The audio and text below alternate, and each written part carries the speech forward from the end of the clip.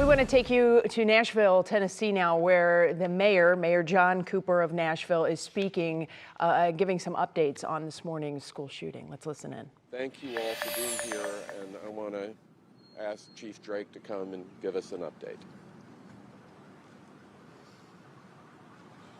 Thank you, Mayor Cooper. Again, thank you all for being here. Just an update from today's press conference. We've identified the shooter as Audrey Hale, a 28-year-old female that lived in the Nashville area. We have investigations ongoing now at the residence on Brightwood Avenue. And we have made contact with the father that lived at that residence and are putting together more information. We've also determined there were maps drawn of the school in detail of surveillance, entry points, etc. We know and believe that entry was gained through shooting through one of the doors is how they actually got into the school. I want to take the time to at least say, and I won't say the victims' names, I'll let Don say that, but out of the 6 victims, 3 adults, 3 of those were children. 2 of them were age 9. 1 was 8, about to be 9. All the families have been contacted. The victims' families have been contacted as well. My thoughts and prayers go out to the family. When we send our kids to school or to any place of safety, we expect them to live, learn, have fun, and come back from that day's experience. We don't anticipate things like this. And I want to say thank you to our partners, to Chief Swan, to Glenn Funk, to our mayor for his support, to our federal partners.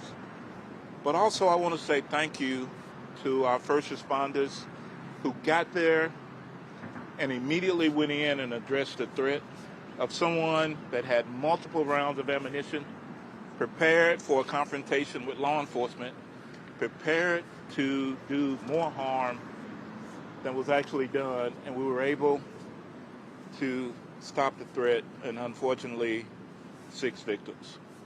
So my thoughts and prayers again, but the praise go to the men and women. As I've said before, we will not wait.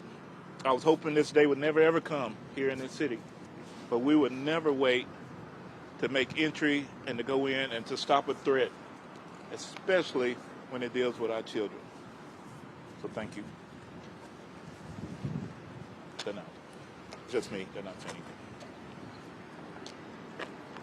I'm going to go over the victims' names with you now. The 3 9-year-olds who were killed: Evelyn Dieckhaus, William Kinney, Hallie Scruggs. 3 adults: Mike Hill, a custodian, age 61, Cynthia Peak, to my understanding a substitute teacher, age 61, and Katherine Koonce, age 60. As Chief Drake said, we have identified the active shooter as Audrey Elizabeth Hale, age 28. We'll take just a few questions if you have any. Don, do we believe that she was a former student at the school? Yes, we do. Chief, you want to address that? Yes, from our investigations tell us that she was a former student at the school. I don't know what grade she's attended or grades, but we do firmly believe she was a student there. Did she identify as transgender? She does identify as transgender, yes. Is there any reason to believe the shooter first went to the church before going to the school? I can't give you that information. I'm unsure. We know that the minute the calls came in, we responded to the church, so to the school. To the school? Yeah. Did you have was there 2 officers that went in when they first got there? Do you know how many there was when they first entered? So it was 5 officers that immediately went in and addressed. We have video that we're going to release, but you can see in the video, you can hear gunfire going on as they're in the school. They address the threat and take that threat down. And Chief, what do we know about her weapons? So we know there were 2 AR-style weapons, one a rifle, another was an AR-style pistol, and the other was a handgun. We believe 2 of those may have been obtained legally, locally here. Can you confirm that one of the adult victims, Katherine Koonce, was head of the school? Was what? Was head of the school? There was some, I don't know her exact capacity within the school, but it was higher up in the echelon. And were any of the children victims related to any of the school staff? Unsure. I believe one may have been, but I can't confirm that. Did the shooter have any criminal history at all? No history at all. And no motive at this point? Anything discovered in the apartment or house? No, we have a manifesto. We have some writings that we're going over that pertain to this date, the actual incident. We have a map drawn out of how this was all going to take place. There's right now a theory of that we may be able to talk about later, but it's not confirmed, and so we'll put that out as soon as we can. And Chief, is there any reason to believe that how she identifies and who would like?